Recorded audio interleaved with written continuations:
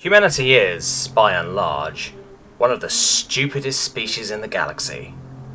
So stupid and sure of their place in the stars, they broadcast out into the stars proclaiming their existence, so sure that anything out there would have to be benign. They should have paid more attention to their own ecosystem. On Earth, one apex predator had risen to the peak and ruled everything else, transforming the environment to better suit itself and prevent anything else intelligent from rising up. How could they not see that the same thing would happen on the galactic scale? The first intelligent species to rule the galaxy would have absolutely no interest in competitors' resources and would exert every effort to prevent competition from occurring. Humanity's brazen stupidity is what got it to the stars on terrible fusion rockets that wrecked their environment even more, making their planet less and less habitable with each massive launch to climb to the stars. Their stupidity led to them cracking open asteroids with fission and fusion weaponry to harvest the unirradiated leftovers from them, and to hell with the consequences. It led humanity to tamper with its own genome, to risk everything of its own genetic future through cybernetic and genetic manipulation on a scale that their ancestors would never have imagined. And it was their stupidity that was all that saved them from the First. The First had a policy of control over the Milky Way that was very simple. Any biosphere capable of producing intelligent life would be monitored closely. If it reached the point of colonizing other planets, it would be exterminated.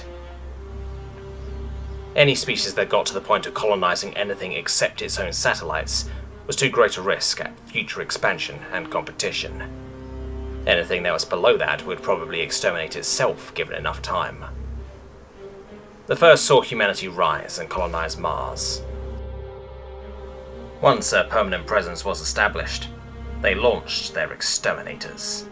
Automated war drones the size of skyscrapers that would cleanse Sol of all intelligent life.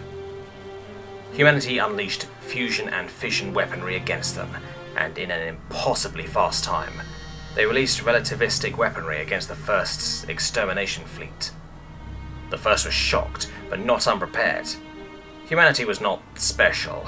Others had achieved such lengths, though the First had no way to know humanity had done so, not by lucky, but by simple recklessness in their testing and lack of any sense of danger to themselves or their own habitable systems. After all, what sane intelligent species would test weaponry capable of accelerating a slug to the escape velocity of the galaxy within an AU of their homeworld? The First launched a manned fleet, not expecting humanity to have reverse engineered their own technology so quickly. Humans couldn't build such devices themselves, but they had learned to use, and to hack them to use any captured device themselves. The second extermination fleet completely overwhelmed humanity all the same, but for the first time in the long history of the galaxy, the First had lost a handful of their manned cruisers. Humanity had done the unthinkable. They abandoned their homeworld and even most of their population on a last-ditch effort. They captured and co-opted 5 First interstellar ships and fled in different directions. Within a month, they had learned to understand the First's communications, and they began to gather strength. They went from monitored world to monitored world, becoming what they had imagined their own first contact would be. Humanity uplifted species after species, adding to their own decimated numbers, building alliances and sharing technologies and philosophies that should have been utterly incompatible as they slowly reverse engineered the First's technology. It was the work of decades, of centuries, constantly on the run, leaving behind burnt husks of worlds as the First desperately tried to control the situation. Each time they lost another few ships to capture, even when the original 5 ships had been obliterated. Humanity and its uplifted allies had long since transferred to new ships, an ever-growing fleet, spreading like a virus across the stars.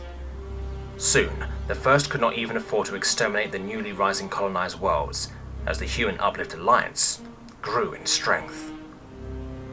The tipping point came once humanity and its allies could fully reverse engineer the FTL systems of the First.